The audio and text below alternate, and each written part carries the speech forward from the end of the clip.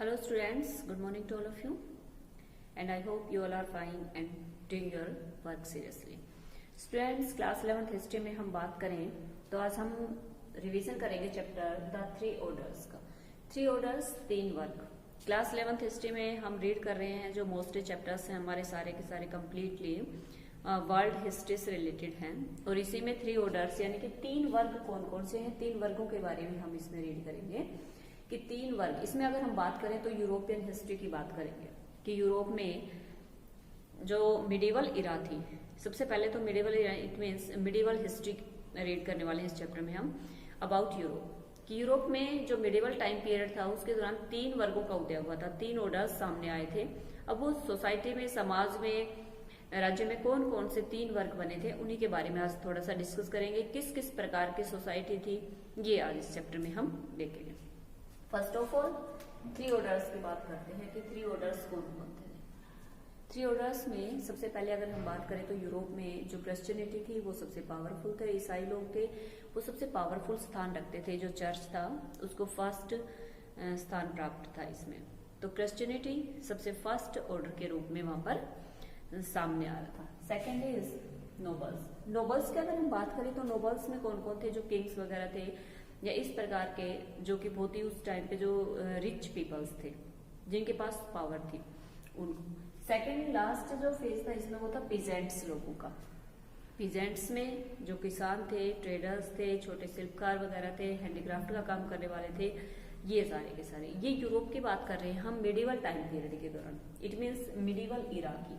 Medieval इरा की अगर हम बात करें तो हम मिडिवल इरा का जो टाइम पीरियड है वो किसको बताते हैं, medieval the period between 5th and 15th century, यानी कि 5वीं शताब्दी से लेके और 15 तक, 15वीं शताब्दी तक का जो टाइम पीरियड है यूरोप में वो मिडिवल इरा का टाइम पीरियड माना जाता है।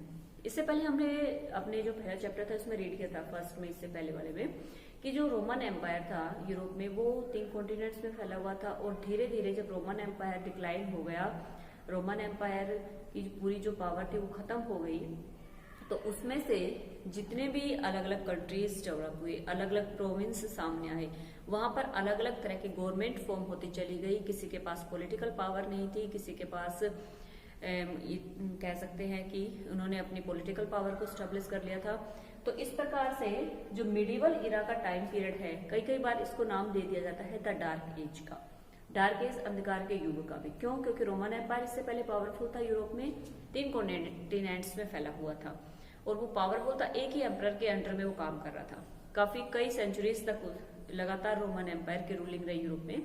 अब इसमें बात करें अगर हम, एक फ्रांस जो कंट्री था वो रोमन एम्पायर के बाद डिक्लाइन हुआ था। उससे पहले फ्रांस की अगर बात करें तो गौल प्रांत था, ये प्रोविंस था रोमन एम्पायर का। गौल प्रोविंस जब रोमन एम्पायर डिक्लाइन हो गया, पॉलिटिकल पावर्स नहीं रही, किसी के पास सत्ता नहीं रही, तो बहुत सारे कंट्रीज अलग हुए थे और फ्रांस वहीं से निकलने वाला, उसी प्रोविंस से निकलने वाला एक कंट्री था। मिडिवल इरा जो टाइम पीरियड है 5 से लेकर 15वीं शताब्दी तक का, उसमें कह रहे हैं कि कोई भी इतनी ऐसी पॉलिटिकल पावर नहीं आई यूरोप में जो कि पूरे यूरोप को एक एम्परर के या एक पॉलिटिकल पावर के अंडर में रख सके। और इसी प्रकार से धीरे धीरे सोसाइटी में चेंजेस आने शुरू हुए और इन्हीं चेंजेस के कारण सोसाइटी डिवीजन शुरू हो गया और जो सोसाइटी डिवीजन शुरू हुआ उसी को नाम दिया जाता है थ्री ऑर्डर्स का, 3 वर्गों का। अब इसमें 3 वर्ग मैंने आपको बताया। सबसे फर्स्ट क्रिश्चियंस, प्राइस्ट, यानी कि जो चर्च के जो पुजारी, पादरी वगैरह थे उनका नंबर आता था, प्राइस्ट वगैरह थे ना उनका नंबर आता था सबसे पहले। सेकंड पे थे नोबल्स पर्सन। नोबल्स पर्सन में अगर हम बात करें तो इसमें मैंने आपको बताया कि छोटे छोटे जो किंग्स थे, जो पावरफुल प्रोविंस में जो काम करने वाले लोग थे, उनके बारे में। Next is peasants. अब पीजेंट्स किसान थे, इसमें वो भी थे जिनके पास लैंडलेस जो पीजेंट्स थे वो भी थे, जिनके पास थोड़ी बहुत जमीनें थी वो भी थे। अब एक और चौथे वर्ग की बात इसमें धीरे धीरे आएगी, दैट इज सर्फ। सर्फ कौन थे? सर्फ वो लोग थे जिनके पास जमीन नहीं थी, जो कि बिना वेजेस के काम करने वाले थे, या जिनको कह सकते हैं हम स्लेव्स सिचुएशन वाले लोग।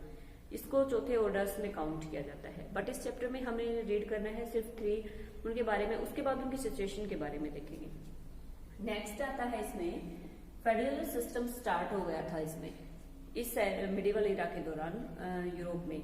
अब फेडरल सिस्टम क्या होता है, सामंतवाद के बारे में अगर हम बात करें तो federal drive from the German word, ये एक जर्मन वर्ड से लिया गया है federal system, that is feud.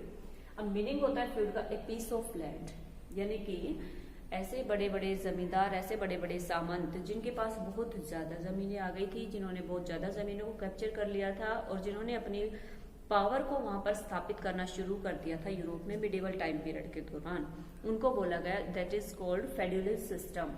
सामंतवाद प्रथा बोलते हैं इसको।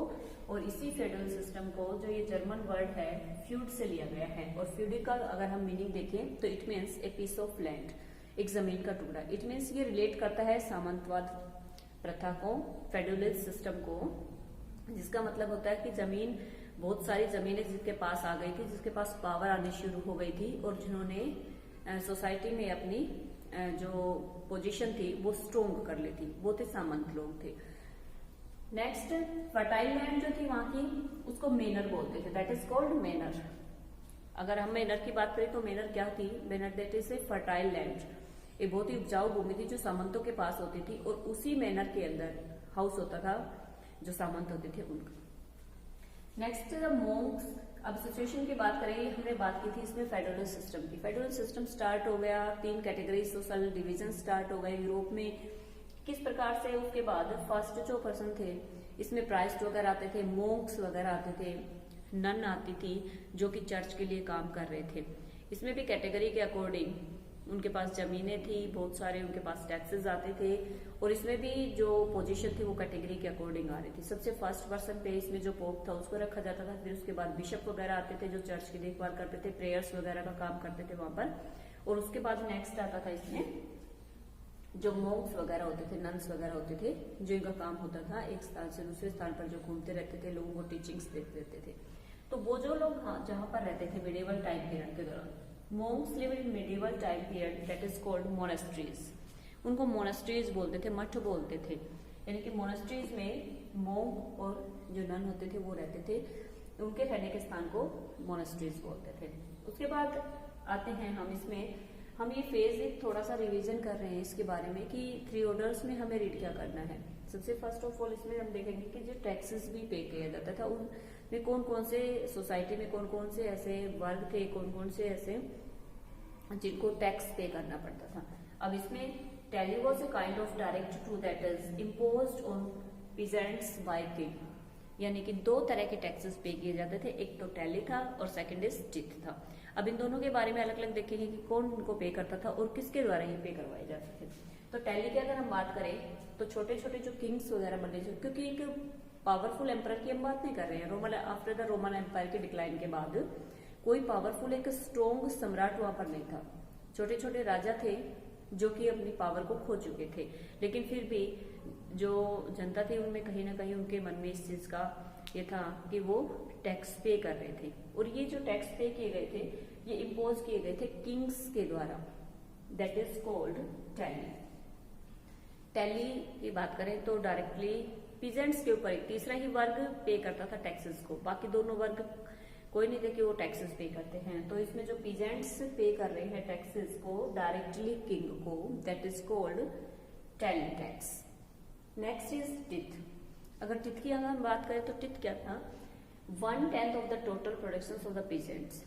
जो पीजेंट्स थे, जो थर्ड स्टेट था उसकी बात करें हम इसमें, तो जो पीजेंट्स डायरेक्टली पे कर रहे हैं अपनी प्रोडक्शन का, अपनी उपज का 1/10 पार्ट किसको पे कर रहे हैं वो? In the course of the year it was called a tally teeth, यानी कि चर्च को पे किया जाता था। देखो 2 टैक्सेस लिए जा रहे हैं, एक चर्च के द्वारा एक किंग के द्वारा। अब जो टिथ है वो पीजेंट से पे कर रहे हैं, थर्ड ऑर्डर ही पे कर रहे हैं टैक्सेस को, बाकी किसी के ऊपर नहीं लगे हुए हैं। टिथ किसको पे कर रहा है? 1/10 जा रहा है किसके पास? चर्च के पास। और इसमें किंग्स ने भी कुछ इम्पोज किए हुए हैं टैक्सेस पीजेंट्स के ऊपर, उनको टैली बोलते हैं। चर्च ने जो इम्पोज किया हुआ है, जो पीजेंट्स के पास से उनका 1/10 पार्ट आ रहा है, उसको टिथ बोलते हैं। तो ये डिफरेंसेस है दोनों में कि एक किंग को पे किया जाता था और एक जो चर्च था उसको पे किया जाता था। नेक्स्ट आता है फ्यूड का मीनिंग क्या होता है। हमने रीड किया था about the feud. Feud German word है जिसका मीनिंग होता है पीस ऑफ लैंड, एक जमीन का टुकड़ा जो किसके पास ज्यादा होती थी? सामंतों के पास होती थी। और यहीं से स्टार्टिंग हो जाती है यूरोप में फेडरलिज्म सिस्टम के। मेनर फर्टाइल लैंड को मैनर कहा जाता था, जहां पर कौन रहते थे, सामंत लोग रहते थे जिनके पास बहुत सारी जमीनें होती थी। इसी प्रकार से हमने बात की मिडिवल इरा के बारे में। मिडिवल इरा हम यूरोप में अगर टाइम पीरियड के अकॉर्डिंग देखें तो 5th से लेके 15th सेंचुरी तक का जो टाइम पीरियड था वो मिडिवल इरा का नाम दिया जाता है। अब इसमें जो 3 कैटेगरीज की हम बात कर रहे हैं, इनमें जो सबसे क्रिटिकल सिचुएशन थी वो पीजेंट्स की थी। सबसे फर्स्ट ऑफ ऑल, एक तो दोनों ही टैक्सेस पे किए जा रहे हैं, टिक भी और टैली भी किनके द्वारा पे की जा रही है, ये पे कर रहे हैं पीजेंट्स। एक डायरेक्टली किंग के पास जा रहा है और दूसरा चर्च के पास है। अब चर्च की अगर हम बात करें तो चर्च उस टाइम पीरियड के दौरान सबसे पावरफुल फर्स्ट ऑर्डर के रूप में समाज में सामने आ रहा था, सोसाइटी में सबसे फर्स्ट पोजीशन मिली हुई थी। अब इसी में जो मोनास्ट्रीज हैं वहां पर इसका अगर मीनिंग देखें तो ग्रीक वर्ड है जिसका मीनिंग होता है who lives up. It means monasteries का अगर हमने मीनिंग देखा कि मोनास्ट्रीज में कौन रहता था, मोनास्ट्रीज में जो फर्स्ट ऑर्डर के जो चर्च से रिलेटेड पर्सन्स थे, जिनमें मोंक्स आते थे, जो भिक्षुक लोग होते थे, वो रहते थे। अब इसमें हम बात करें तो मोनास्ट्रीज का मीनिंग क्या होगा, it means who lives alone, जो कि अकेले रहते हैं, यानी कि जिन्होंने सारी चीजों को छोड़ दिया है, त्याग दिया है और जो आकर अकेले रहते हैं, जिनका मेन एम क्या था, सिर्फ लोगों को टीचिंग्स देना, चर्च के बारे में बताना, लोगों को प्रेयर के बारे में बताना, इस प्रकार के काम थे और इनको फर्स्ट ऑर्डर में काउंट किया जाता था। फर्स्ट ऑर्डर में हमने बात की है 3 ऑर्डर्स के बारे में। सबसे पावरफुल चर्च था और चर्च की जो सत्ता है ये काफी लंबे टाइम तक चलती रही थी यूरोप में। इसके बाद नेक्स्ट आता है इसमें नोबल्स पर्सन। नोबल्स पर्सन थे, रिच पीपल आते थे, रिच कैटेगरी से रिलेटेड होते थे। और पीजेंट्स की सिचुएशन, पीजेंट्स में 2 टाइप के आते थे। एक ऐसे किसान थे जिनके पास जमीनें होती थी, दूसरे होते थे सर्फ टाइप के या फिर लैंडलेस, जिनको पीजेंट्स बोल सकते हैं, जो कि क्या करते थे। और सबसे critical situation, slavery system start हो गया था, दास प्रथा शुरू हो गई थी मिडिवल यूरोप में। अब इसमें दास प्रथा में बात करें तो सर्फ कंडीशन बहुत ज्यादा खराब थी। सर्फ को क्या करवाया जाता था, उनके पास से बिना किसी वेजेस के उनसे काम करवाया जाता, कभी खाना दिया जाता, कभी नहीं दिया जाता था। इस प्रकार की जो सिचुएशन थी वो यूरोप में शुरू। और इन्हीं सारी सिचुएशन के कारण ही जो हिस्टोरियन हैं वो हमारा नाम दे देते हैं इसमें मिडिवल जो एरा का टाइम पीरियड था, उसको कई बार इस पे डिबेट चलता रहता है कि इसको डार्क एज का नाम दिया जाता है, अंधकार का युग कहा जाता है। अंधकार का युग कहने का क्या रीजन है इसका, क्योंकि कोई पावरफुल सत्ता नहीं है यूरोप में जो इस टाइम पे इन सारी चीजों को हैंडल कर सके। दूसरा, छोटे छोटे रोमन एम्पायर के डिक्लाइन के बाद क्या होता है कि छोटे छोटे वहां से ना कंट्रीज निकलने शुरू हो जाते हैं, प्रोविंस निकलने शुरू हो जाते हैं, जो कि अपनी पावर को स्थापित करने की कोशिश करने लगते हैं। कोई किसी प्रकार के कंट्रोल नहीं है यूरोप में, कोई एक मेनली पावरफुल यहाँ पर कंट्रोल नहीं है किसी का, ना ही इकोनॉमिक कोई सिचुएशन बहुत बेटर थी। उसके बाद फेडरलिज्म सिस्टम स्टार्ट हो जाता है, सामंती लोग सामने आते हैं जो कि बहुत ज्यादा पावरफुल बन जाते हैं।